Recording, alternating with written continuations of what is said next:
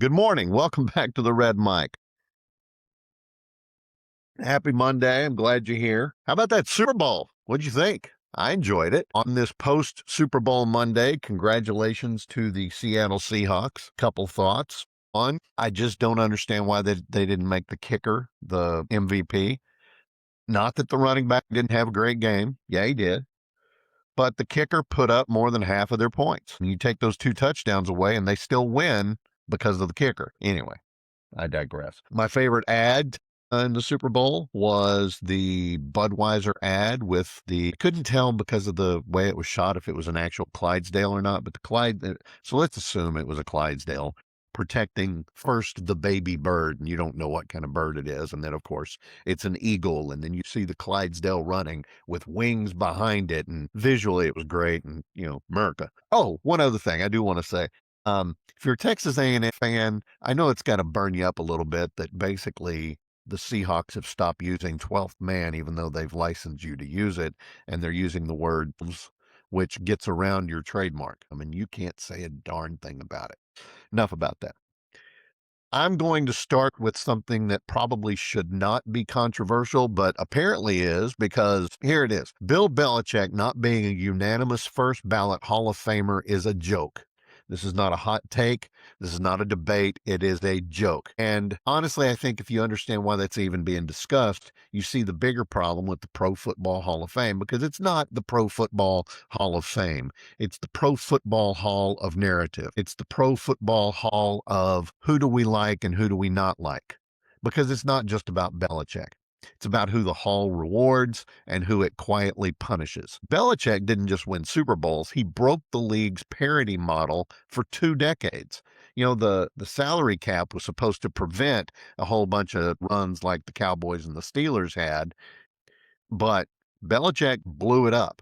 Salary cap did not matter. Draft position punishment didn't matter. Free agency churn did not matter.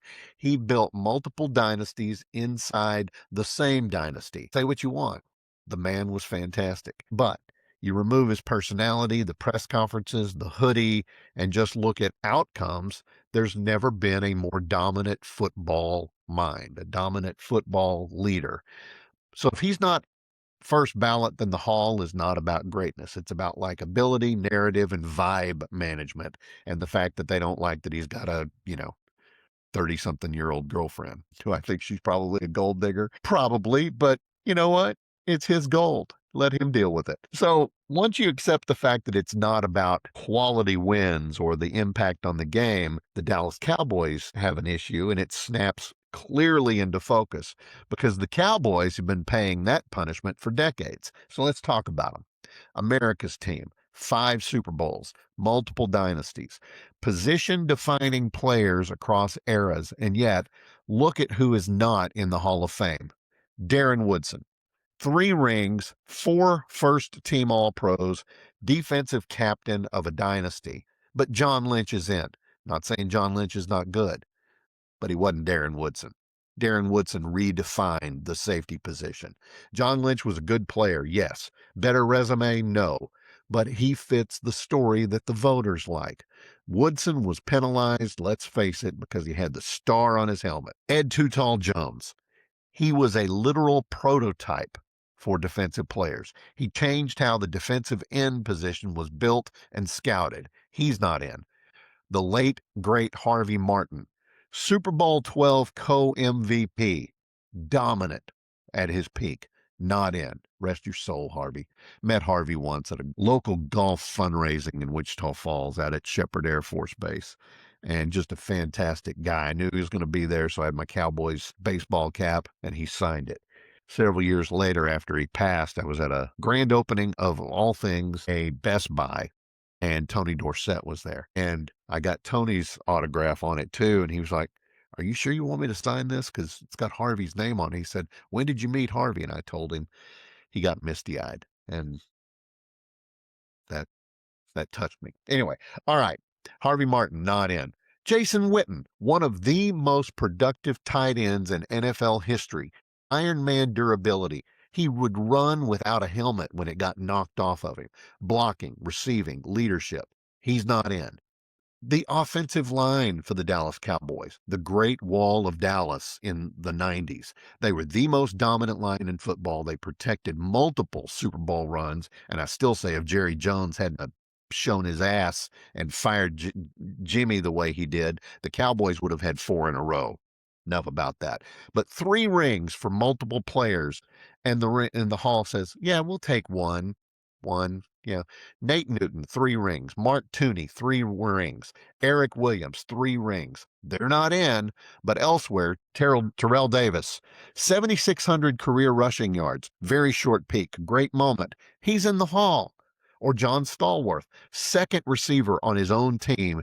He got in without the multi-year purgatory that Cowboys legends endure. Drew Pearson barely made it in. He got so close year after year and then finally got in. It was torturous watching him suffer through that year after year.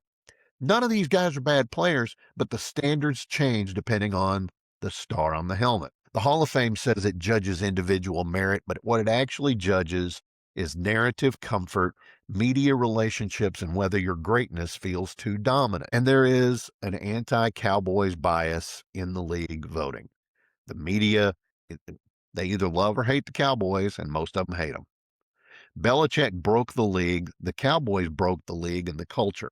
They were all too visible. They were all too successful. They were too loud, too profitable. And voters, being human beings with biases, they have spent years trying to balance history. That is not preserving the game. That's rewriting it, and it's crap. And because the Hall is about narrative instead of truth, the credibility of the Hall just ain't there. It's eroded completely.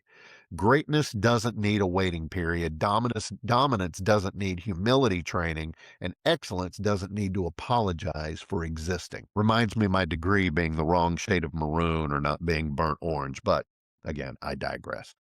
Here's today's lesson, whether you're leading a team, an agency, an organization. When systems start rewarding comfort over competence, the best performers stop trusting the system. When excellence gets penalized because it's inconvenient, people stop striving for excellence. And when truth gets filtered through a narrative management, institutions lose their legitimacy. They lose it slowly, and then they lose it in a big whoosh. Belichick doesn't need the Hall. Those Cowboys I mentioned don't need the Hall, but the Hall desperately needs them because all of that needs to be done right, or it's a joke. History that is softened to make people feel better eventually stops teaching anybody anything at all. And until it's fixed, again, the Hall is a joke. It's the Hall of narrative. And that's today's Red Mike message. Hope you found this interesting. I was going to hold this until hashtag Fun Friday, but I thought, you know what? It's the Super Bowl, so let's get into it. I love you guys. I will see you next time. And until next time, don't forget, as always, life is short. Drink the bourbon.